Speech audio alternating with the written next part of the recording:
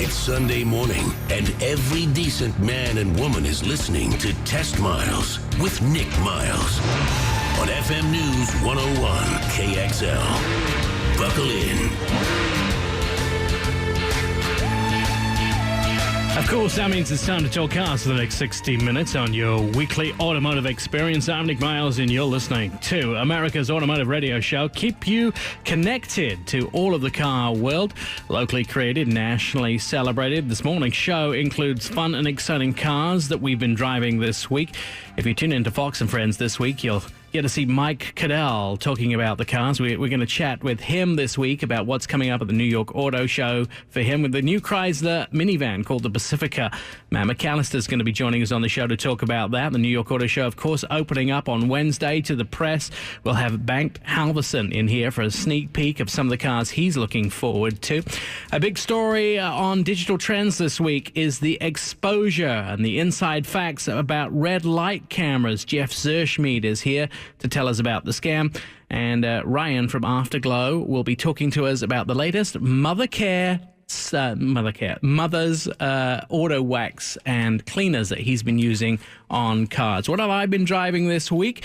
The Audi Q7. I'll tell you, this is definitely a car I want to put in my garage. Keyless start, navigation, voice controlled, panoramic sunroof, heads-up display, hands-free tailgate assist, a 3-liter V6, 333 horsepower, 8-speed automatic transmission, all-wheel drive, 25 miles a gallon on the highway. What does it go up against? The Mercedes-Benz GLE, Infiniti's QX60, and BMW's X5. 3 levels of trim. You have the Premium Plus, and the Premier. Also, it has a visual cockpit. If you've seen the cockpit in the new Audi A4 and the TT, it has the same thing where there is no gauges on the inside of the vehicle. You can choose what you see and even have Google Earth and Google Maps right in front of you, which I really like. It also has traffic sign recognition. It can recognize traffic signs and put those up on the screen so you know exactly what speed you should be doing. And if that speed changes, the camera can see it and put it up on your screen as well. Night vision assist, exit lane assist, and traffic jam assist between 0 and 37 miles an hour. Starts at $54,800. And I'm telling you, this is one of the most exciting cars I've seen. I showed Ryan yesterday. We were in the car together. I showed him you can actually write on the pad inside the car, and it will recognize what you're writing. Well, most of the things. Some things I wrote it didn't recognize, and probably somebody under the age of 16 shouldn't have seen them, but we tested it out with a lot of stuff. All right, what's coming up on the show? He is an industry insider. He has worked for the world's biggest automakers. He has worked for big news organizations like CNN. He's head of Driven Public Relations. He can be seen on a lot of TV morning shows, but especially Fox and Friends. This week, he will be previewing cars that you will see at this week's New York International Auto Show. Welcome to Test Miles, Mike Cadell. Mike, good morning. So what do you got going on Fox and Friends tomorrow morning? Well, I'll tell you, Nick, it's great to be on your show here this morning. We're heading off to New York, actually en route down to the airport right now. Tomorrow we'll be on Fox and Friends. It's actually Auto Show Week on Fox and Friends, so 5 straight days of cars. Tomorrow, we are going to kick it off on an incredibly high note with sports cars. And the best part about it is we'll start with a vehicle that is in the mid-20s, that is a millennial-type, aspirational sports car that you can get into today. And then we'll just work our way all the way up to one of the most talked-about vehicles in the marketplace right now, and that's the new 2017 Acura NSX. This vehicle, and I know you've seen it, Nick, it's a fire-breathing dragon, and we're looking forward to that vehicle and showcasing it tomorrow on Fox. Now, tell me, do you have a different theme every single day, Mike? So what we like to do is we like to really position it for consumers in the marketplace to give them a variety of vehicles to look at. So we'll go sports cars tomorrow. Then on Tuesday, we'll feature some luxury vehicles from the entry levels all the way up to the premium. And then we'll be live on site at the show Wednesday and Thursday for Fox and Friends viewers, taking them behind the scenes before the doors open. And then Friday we'll come back to Fox in the plaza with family ride vehicles. So if you're looking for a family vehicle, stay tuned. Watch throughout the week, and then you get to Friday and get to culminate with family vehicles. Now, let's talk a little bit about doing this. What sort of time are you getting up in the morning, buddy? Because I'm sure you're having to get up super early to get onto the TV. Let's just put it like this. Take off out of San Diego, 2 o'clock. I land at 10:30 New York time. I get to the hotel at midnight. I turn around and get up at 3 a.m. So you're actually on TV tomorrow morning. Do you have a special makeup person coming in to make sure that you don't look like you have bags under your eyes?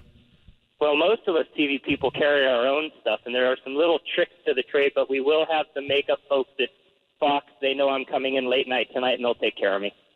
Does he have his outfits already picked out? Yeah, did your wife pack them, or did you pick your own outfits? Oh, no, I pick them. I pick them. There's no doubt about it. He's pretty Natalie dressed all the time. My nickname is Styles. They call me Styles. I've got about 7 or 8 different shirts, and I'll be debuting 2 new shirts and 2 new ties this week. Oh, good. Can we give us a hint? What color are they? Easter. Oh, so you're going to look like a bunny. All right, that's kind of cool. Mike, look like a bunny with ears. Let's talk a little bit about the cars. So all these cars, I know some of the cars you have on. I know one of them you're trying to arrange to have on in the luxury segment is the new Rolls-Royce Dawn. Are these cars? Who brings these cars to the station? Are they delivered by car companies? Do they come on a big truck? How do they get there to Fox and Friends on Monday, Tuesday, and Friday? Well, what we do is we work directly with the automakers, and the automakers will deliver those vehicles for us. They have livery companies with big trucks that'll bring them in. I'll be posting on Twitter, so if you just kind of hit Mike_Caudill, Caudill, I'll be posting pictures all morning of the behind-the-scenes stuff. And so we can see what goes on during the show as well. Mike, Fox and Friends, pretty big show, right? Fox and Friends is the largest cable morning show in the country, so it's where you get all your news in the morning. Elizabeth Hasselbeck, no longer there, but brought a lot of new viewers to the show. It's a great show to be on. And so you're going to actually show everybody what's going to be coming up at the show. And then Wednesday, Thursday, we'll be working together on the floor of the show. We share the same satellite trucks. We have some pretty good cars lined up for Wednesday, Thursday. We're going to be looking over the course of the week from Monday through Friday. We'll probably show between 25 and 30 cars. All right, and these cars are what goes on sale. Are you excited about being in New York? Oh, come on, man. It's one of the best shows in the country to go to. You can't get better than New York. Are we going to go to our Korean barbecue place again? We're gonna hit that and a Pudo. All right, I'm looking forward to it. It's lots of good food, amazing cars for the whole week. Mike, have a safe flight out there. I promise I won't disturb you until about 11 o'clock on Monday morning, because you'll probably need to come back to the hotel and get some sleep. So maybe we can get lunch on Monday morning. That sounds good. Great. I'll see you in New York tomorrow morning. Thanks, my friend Mike Caudill. He will be on Fox and Friends all week. Make sure you tune in and see all the brand new cars, trucks, and SUVs. When we come back on Test Miles, we're going to have a little bit of a chat about the new Chrysler minivan. It's called the Pacifica. It has 37 new items on it, never seen before in the class. We're also going to find out about what Sean has been driving, and still to come on the show, there is a taste of New York, and we'll be finding out about the scam of red light cameras. That's all coming up on Test Miles. I'm Nick Miles.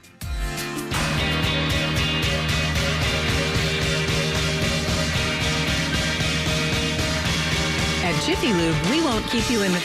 Test Miles, like NASCAR, but with one right turn. TestMiles.com.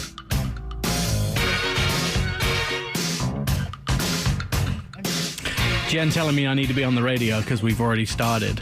I was like, all right, Jen, calm down. Calm yourself down, Jen. Our conversations between segments are more interesting. Yeah, too, but they're also illegal. Staying connected with the automotive world, you're listening to our little car show called Test Miles. Good morning. First fun fact of the day is the New York International Auto Show has been held since 1900, but the international part of the name didn't arrive until 1956. Right, there you go. It wasn't international because they didn't have cars from all over the world. All right, Sean, what have you been driving this week? I've been driving the Honda HR-V EXL, it was Green Car Journalist 2016 Green SUV of the Year. Has a 7-inch touchscreen screen on it, Honda Lane Watch, multi-angle rear-view cameras, 1.8-liter VTEC engine, which is only 141 horsepower, but for this little vehicle, it's plenty. Comes in front-wheel drive and all-wheel drive, gets 27 miles and 35 on the highway. Its competitors are the Chevy Trax and Mazda CX-3. excuse me.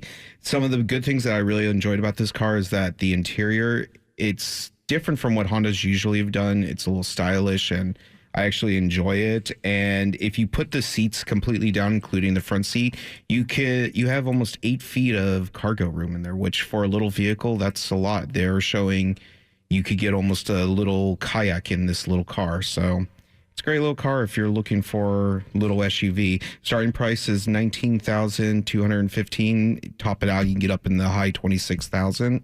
But I like it for a little SUV. Yeah, it did really well on the road, but I did take it on the snow a lot, once, and it wasn't as good as I had hoped it would have been. All right, we are talking about the fact that I spent the last week in California. I got to put my mum and dad on Fox. I got to go to Disneyland. I got to go to the safari down in San Diego Zoo and learn all about the animals and how to keep them. And it was all thanks to the new Chrysler Pacifica, which is their brand new car. The Chrysler Pacifica is about creating more memories for the family. It's about precious moments. And of course, Chrysler invented the segment in 1984. I found an old Chrysler commercial, Dodge Chrysler commercial for the very first minivan in 1984. And they talk about the breaking all the rules with this brand new vehicle. They've been breaking the rules for well over 30 years, and Matt McAllister is joining us on the phone from Chrysler. Matt, do people still want minivans? Absolutely. When we did more research than we've ever done in any other vehicle we've ever produced, and one thing was loud and clear: there's no better vehicle or tool for today's modern family. And they were looking for a new generation of vans, and that's why we reinvented the whole segment with the new Pacifica. And one of the things I thought was interesting is I was reading government research recently, and it looks like we're going to have an explosion of kids in the next few years. I think up to 75% more under 13-year-olds are going to be around by 2025. So people are going to need those third rows. Is that kind of one of the ideas behind it? They are. The research we did, the same stuff. It shows 4 million kids between now and 2025, and with the millennial generation coming into parenthood, these are the kids that grew up in minivans through the 80s and 90s, and they understand what they are. They know that they're the great vehicle with sliding doors. You don't have to worry about door dings in the parking lot. You don't have to worry about jumping over that second row to get to the third row. It just makes life easier, and they're looking for something new, and we're going to give it to them. One of the things that I was very interested in, of course, you guys Chrysler invented the Stow and Go seats in this, but you've improved them for the 2017 version, right? Absolutely. It's one of my favorite features. I've had Town and Countries in the driveway for 6 years with 2 small children, and this new generation of Stow and Go, we're still the only van in the segment that has the second row that folds flat into the floor.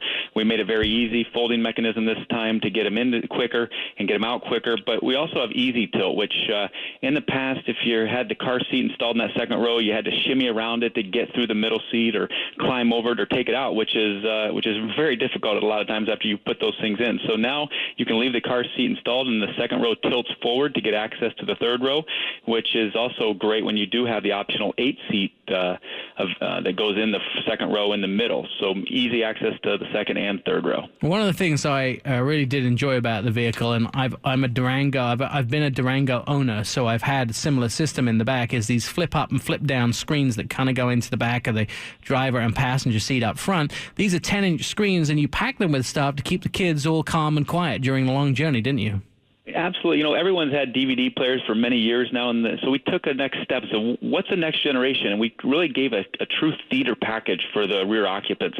They're dual 10.1-inch high-definition touch screens. We have 8 games that are embedded for the kids, from tic-tac-toe and bingo to math, flashcards, to an Are We There Yet app. So if you have a destination programmed in the GPS up front, instead of the kids always asking how much longer do we get there, they can simply follow along and see what time they'll be at their destination and how many more miles to go. So it's, we coupled that with a USB video port, 2 HDMI inputs, wireless headphones, 2 Bluetooth touchpad remotes, USB charging ports, even wireless streaming. If you have data on your tablet or your phone and you want to see it on the screens, you can wirelessly stream it up to those, so you don't have to hold it the whole time on the road trip. One of the things that many people may not know is Chrysler did well with initial quality, and the initial quality awards you've had have been over the last 15 consecutive initial quality awards, but the last 3 years you've had some bests as well, haven't you?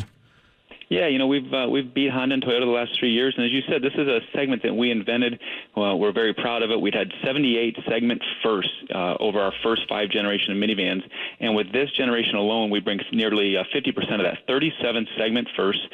We've had the highest owner loyalty for 15 years, as you said. The last 3 years running highest initial quality standard rating. So it's what we're known for, and I think this is really going to set everybody on end and bring them something new and fresh, something that they haven't seen like this before.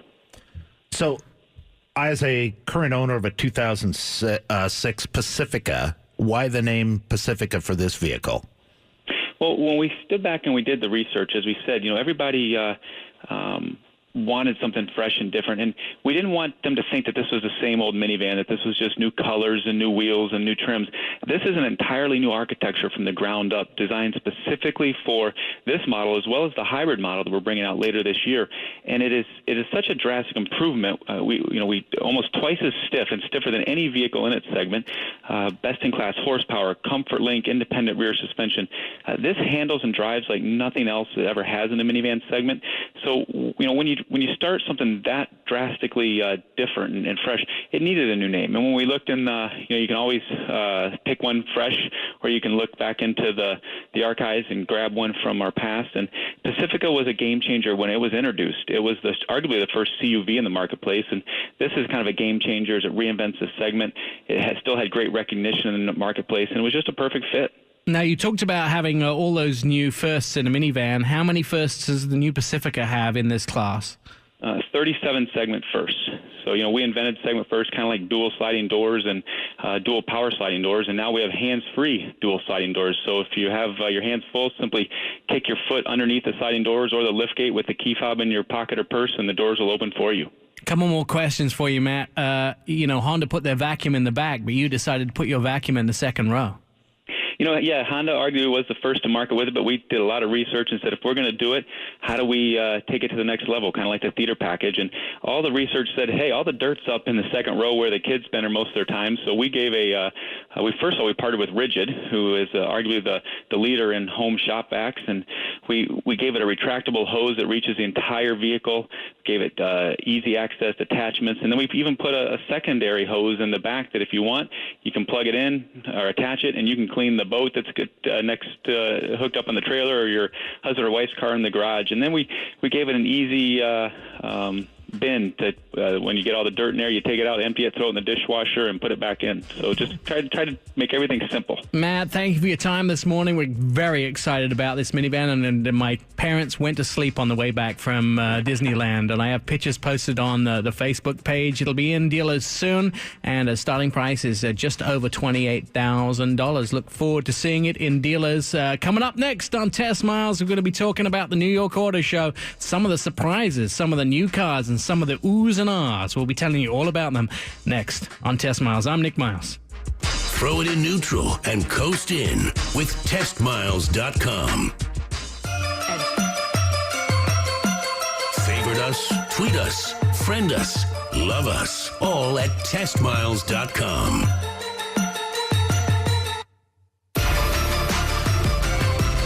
The Sunday morning, locally created, nationally celebrated. You're listening to Test Miles. I am Nick Miles, and you can also check in to Test Miles 24/7 at testmiles.com. Thank you, Nick. The Chrysler Corporation was founded by Walter Chrysler in 1925 out of the Maxwell Motor Company.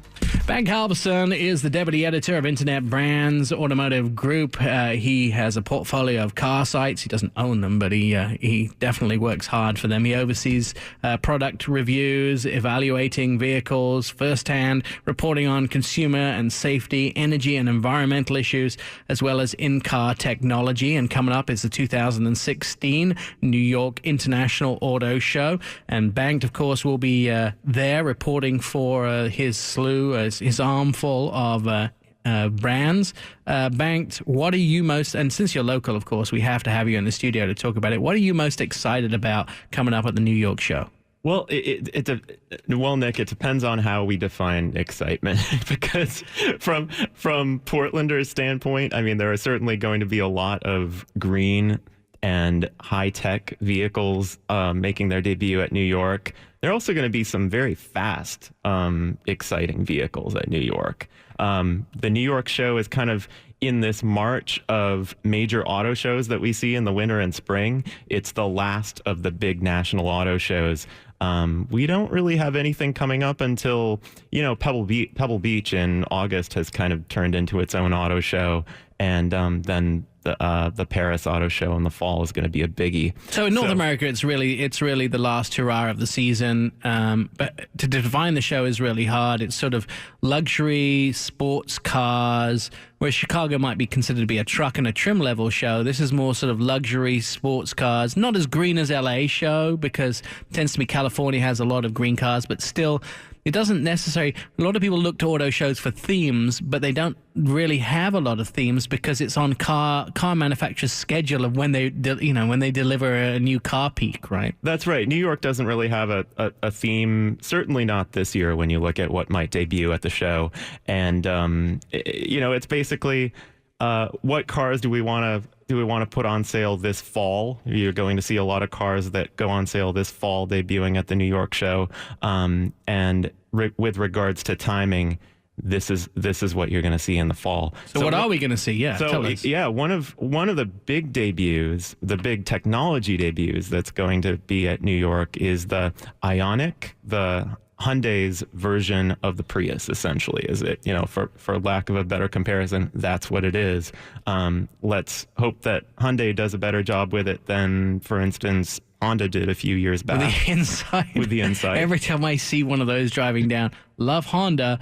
Every time I see an Insight, go, oh, you're the guy. You're the guy that bought the Insight.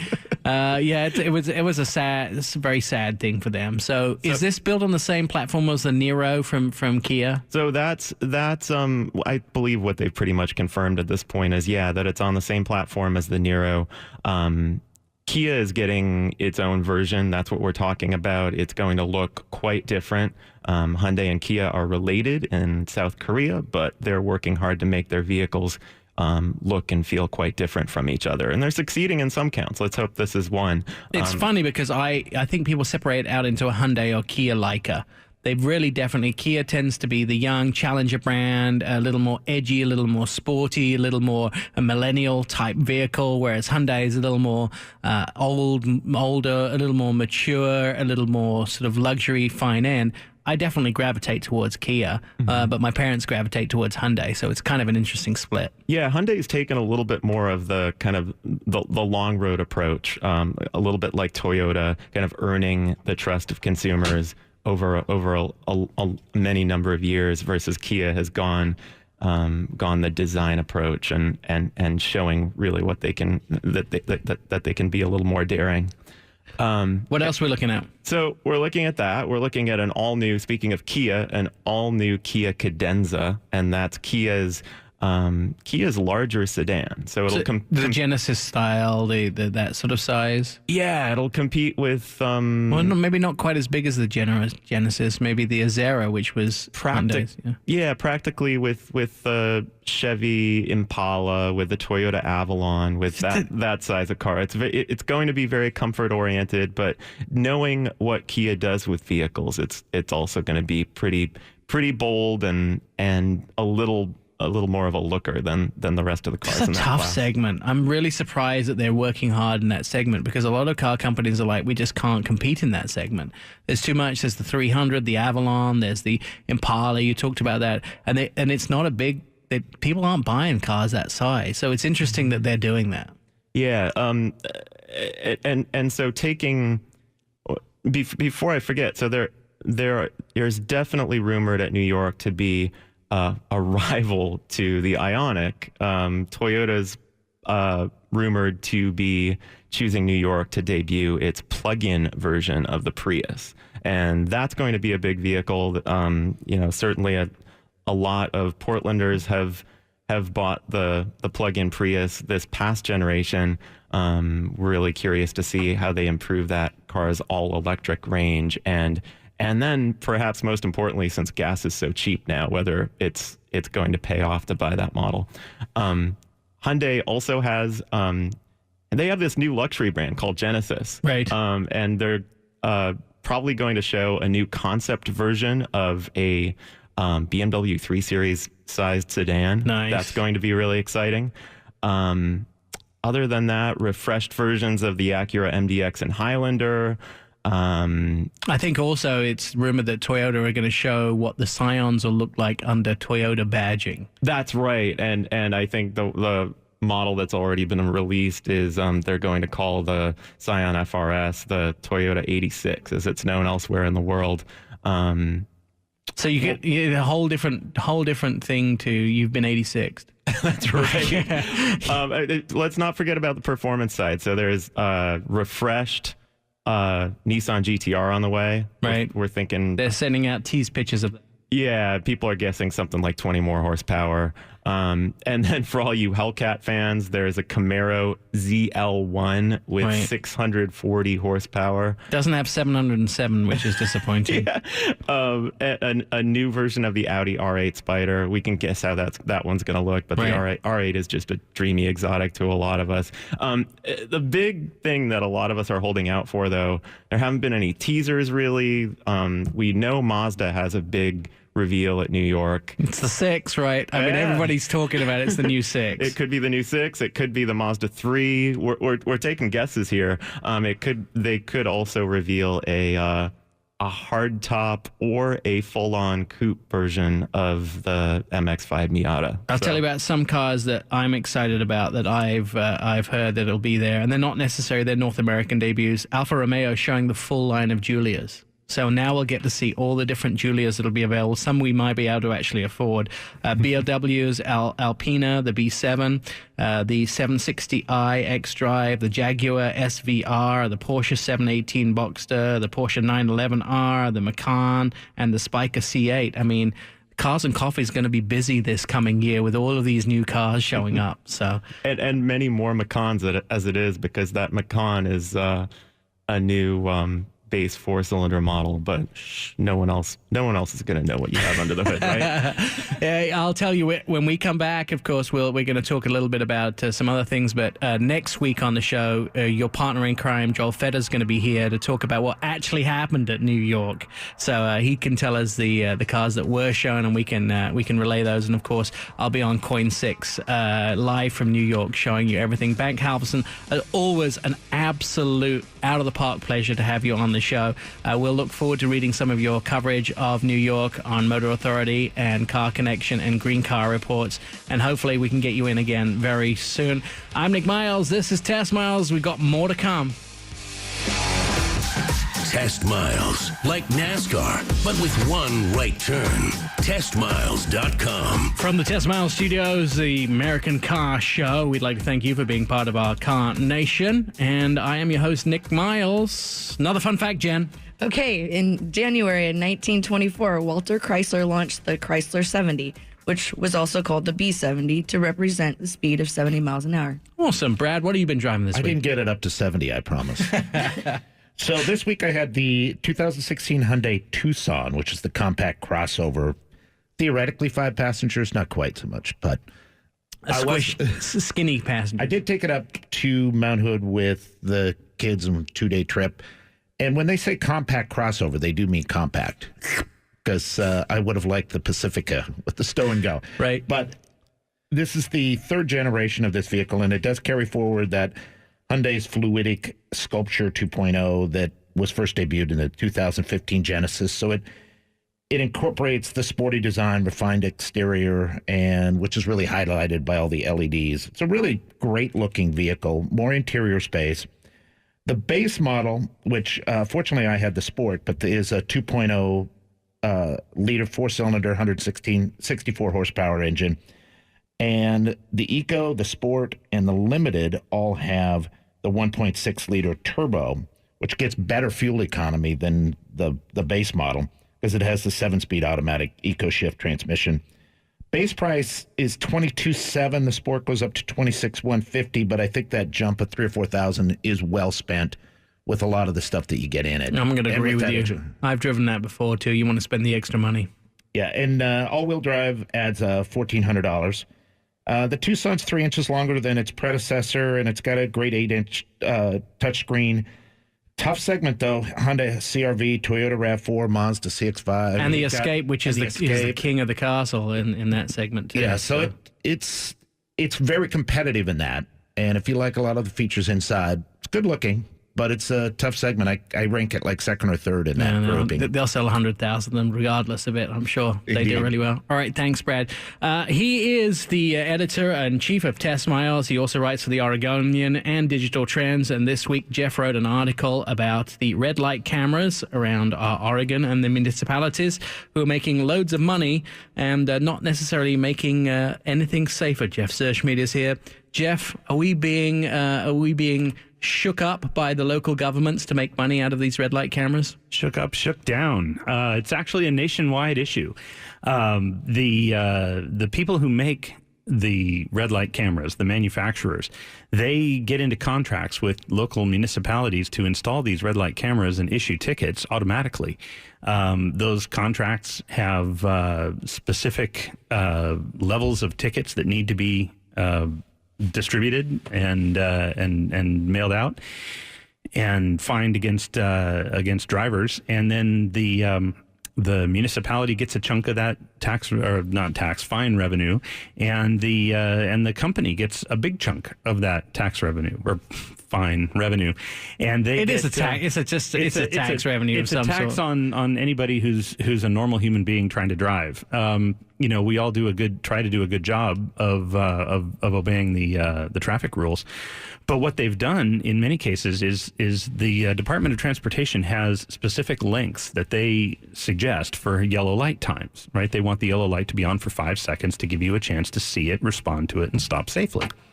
Well, the contracts that these red light companies force onto these municipalities specify that they have to shorten their yellow light times. And so the yellow light times are now 25% shorter than they were before the red light cameras came into effect. That's making intersections unsafe, isn't it? Yeah, you don't have time, and you definitely you want to anchor the brakes so you don't get a ticket, and so there's more likelihood that you'll be rear-ended at an intersection. It doesn't really stop red light violations.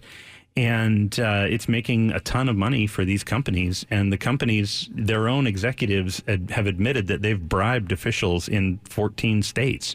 There was a disgruntled executive who was fired from one of the red light camera companies.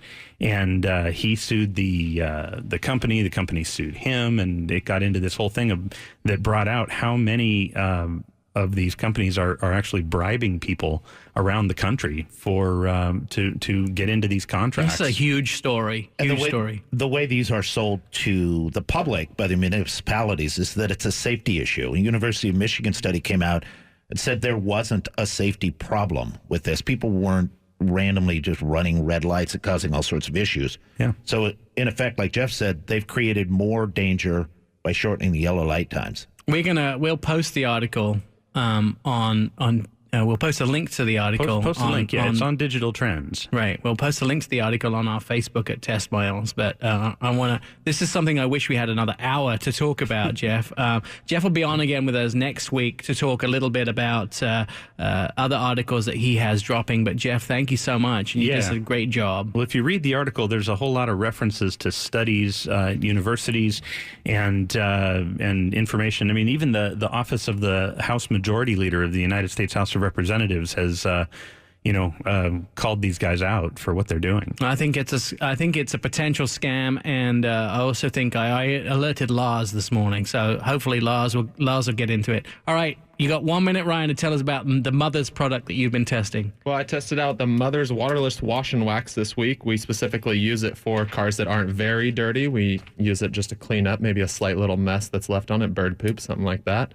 And I use it specifically myself all the time just because I like my car to stay clean every single day. So. All right. So, and what sort of job does it do? Does it do a good cleaning job? Is it rough on the paintwork? Is it something that we should be investing in? You should definitely be investing. It's actually lifting the dirt off the paint so that you can wipe it right off with a microfiber. So it's a lot safer to do it that way.